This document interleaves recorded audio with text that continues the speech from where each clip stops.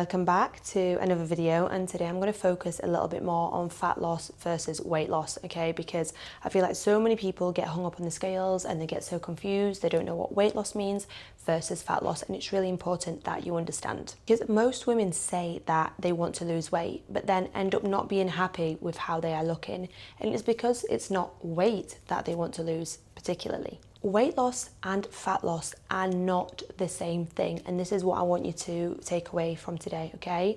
When we look at weight loss, this means the scales are just going down, okay? This is solely focusing on scale weight moving down, and this can be impacted by things like water retention, inflammation, fat, muscle, and the food in your system. So for example, if you ate really late the night before weigh-in, your food might have not digested properly. If you had something like red meat, it's going to take longer to digest.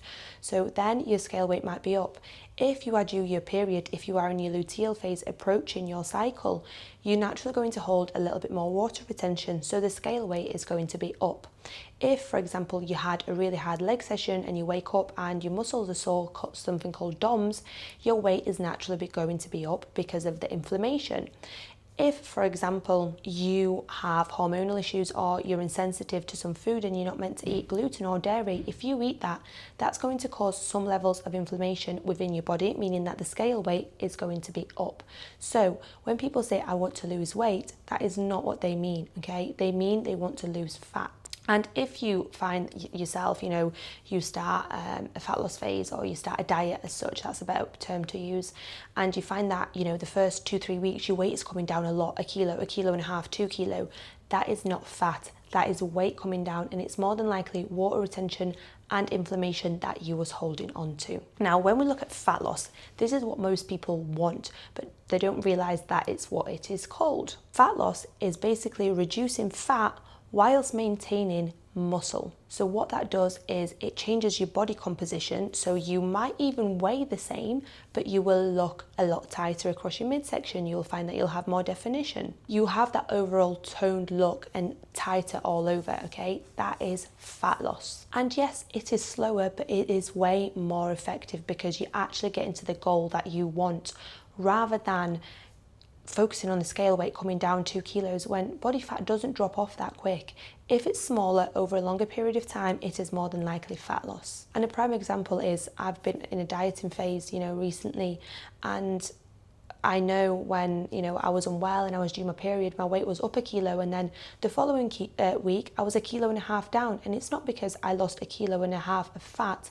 Yeah, maybe I lost 0.4, 0.3, and then the rest of it was just water retention and inflammation that I was holding. So the smaller drops are actually more effective and taking you closer towards your goals. So the reason why so many women focus on the wrong thing is because they chase low calories and they overdo cardio, and then they're panicking because the scales aren't dropping.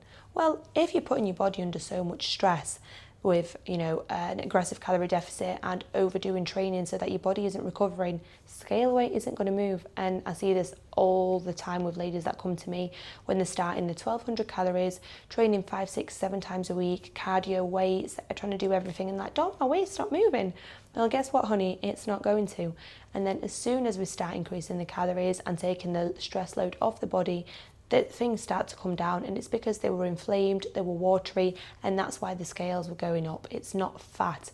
You cannot gain 1 kilo, 2 kilos of fat overnight if you were on plan, or if you ate 200-300 calories over. You would need to be doing the 10,000 calorie challenge or 20,000 calorie challenge to get there. So instead of focusing on the low calories and panicking if your weight isn't dropping on the scales, what we need to focus on instead is your clothes fitting better, your strength going up in the gym, your measurements, your waist and hips, your thighs going down, and also photos. Far more important than the scales themselves. If you are attached to the scales, get rid of them.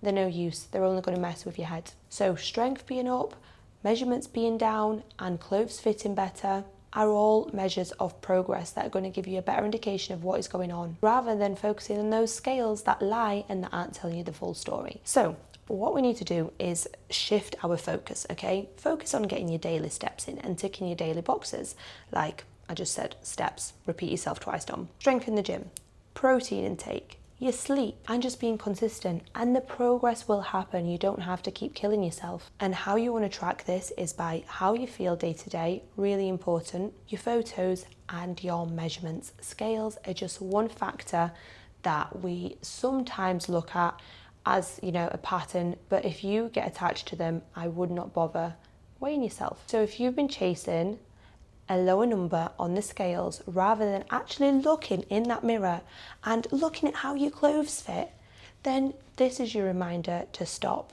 Because at the end of the day, if people are telling you your body's changing, you look great, your partner's like, honey, you can tell you've lost some weight, believe them. We see ourselves every single day and we don't see the changes that others do. If you haven't seen someone in a couple of weeks, they're going to notice. And this is why comparing photos from where you start to the end of your journey and everything in between is super important. And if you're struggling with that mindset and you just need a little bit of a push and accountability and someone to reassure you, I would advise getting a coach, even if it's for, say, 3 months, just to get you back on track and help you with the mindset. It's really important and it changes everything. It changes the way that you look at things, it changes the way that you think, and then long term you know exactly what to do and you're not going to be affected in the same way. But thank you so much for joining me today, and I'll see you next week.